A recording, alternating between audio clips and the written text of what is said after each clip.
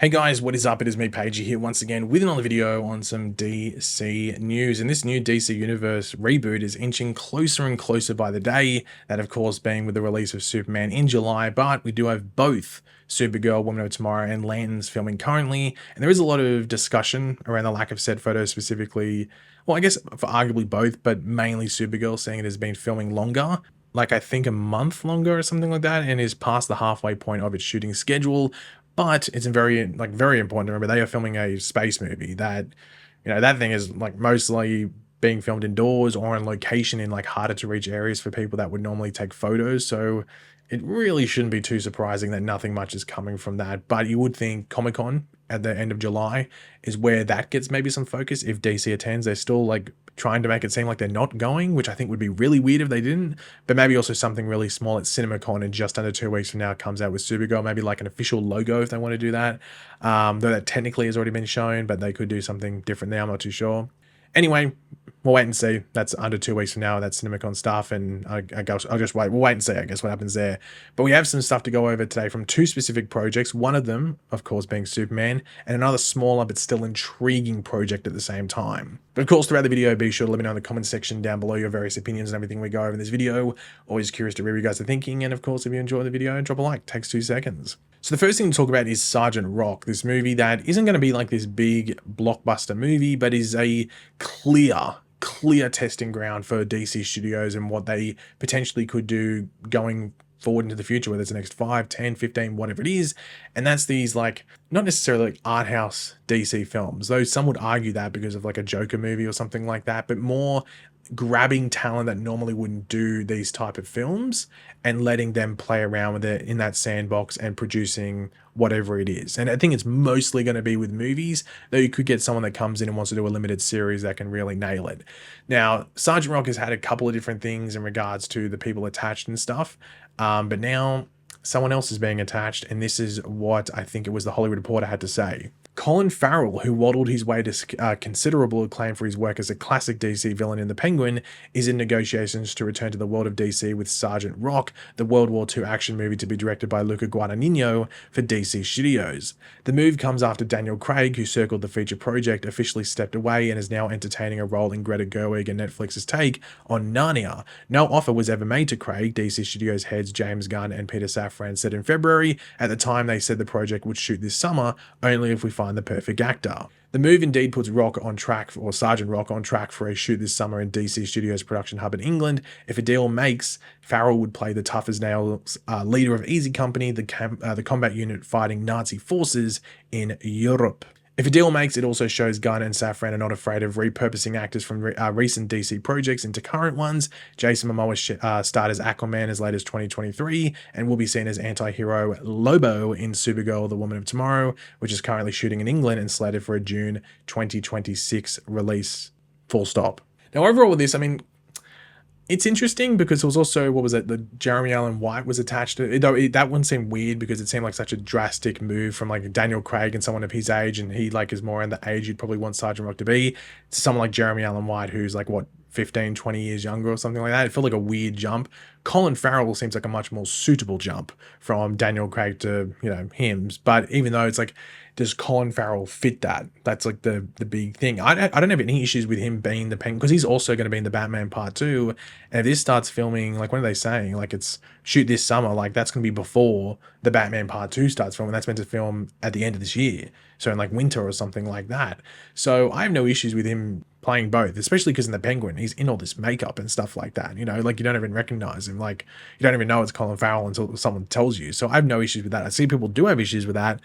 I don't really. It just, will they do some multiverse thing in the future where we have the Penguin and Sergeant Rock both played by Colin Farrell teaming up? I know that'd be interesting and a very weird pairing, but maybe they might make it try and work in like 10 years from now or something like that. But I mean, like, maybe they just had a list. Maybe they honestly just had a list of people that they thought would be good for the role, and they're just going down the list and seeing if they're interested and if it works and everything like that. I think this movie's going to happen. I think there's been too much talk around it, and there's too much effort around casting the main character and stuff for it not to happen. It'd just be interesting to see how it turns out, because as I said before, this is clearly the DC Studios approach to like bringing in those name things, like name talents like a Luca Guadagnino into the fold and seeing if, what they can do. So it will be interesting to see how it turns out and who like the larger cast is. But you got to nail your main, your title character, don't you? So I don't dislike the choice of Colin Farrell, and also like he's very transformative. You don't know really what he's going to do when he's in this role. But also this, I don't think Sergeant Rock would be in most people's like top 5 really in regards to anticipated projects that are coming, that we know are coming, might I say, in this DC universe. But it's probably one that people have a lot of intrigue around because what also could lead to in the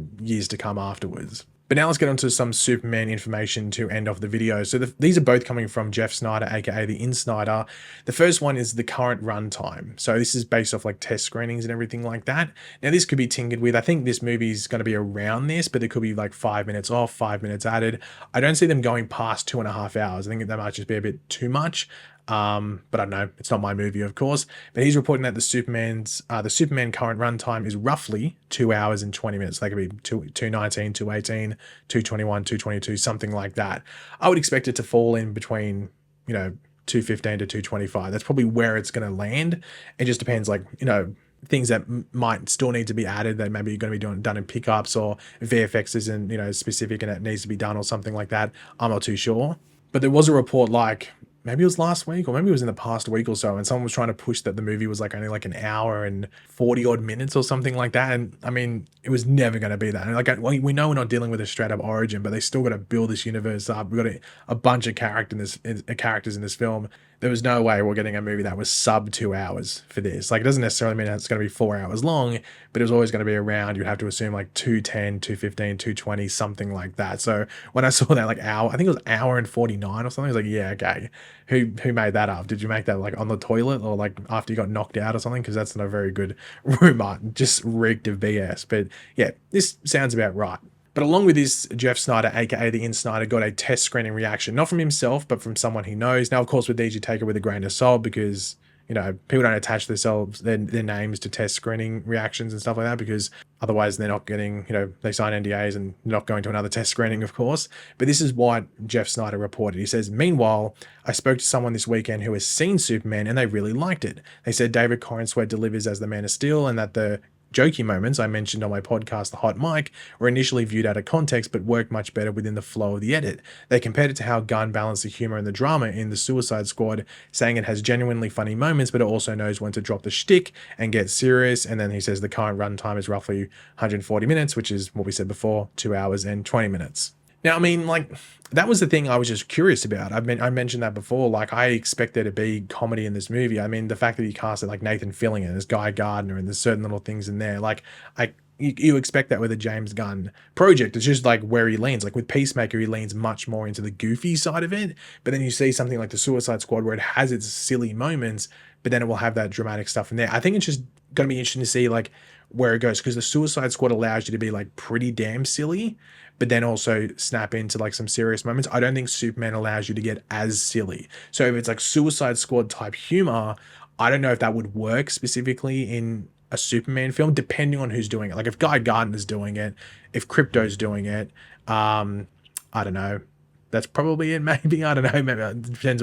Maybe like Jimmy Olsen, or maybe even technically like a Lois Lane if you really want to push her that far, or like a Cat Grant. Those are the places where you'd expect maybe you can get the more sillier stuff. Like with Superman, you don't expect him to crack some of the jokes that like Peacemaker was making in the Suicide Squad, for example. So yeah, it just depends, like that lean and that balance and everything like that. But the thing is, with humor, it's subjective. Like something you could find the one, like a joke in a movie or just a movie itself, the funniest thing ever. Someone else watches it and goes, oh, it was okay. Like I didn't hate it. I chuckled a couple of times, but it was whatever. Like humor is always going to be subjective. It's probably the hardest thing to please everyone with, because sometimes you think, oh, that's too silly, or it's not silly enough, or it's too dark, or it's just that the joke itself isn't funny, whatever it might be. So it's about getting that balance correct. And I mean, you're not going to please everyone. So it was the only thing I was sort of concerned when it came to like the specifics of James Gunn being involved, because I know when he comes to character writing and stuff, he does a really, really good job.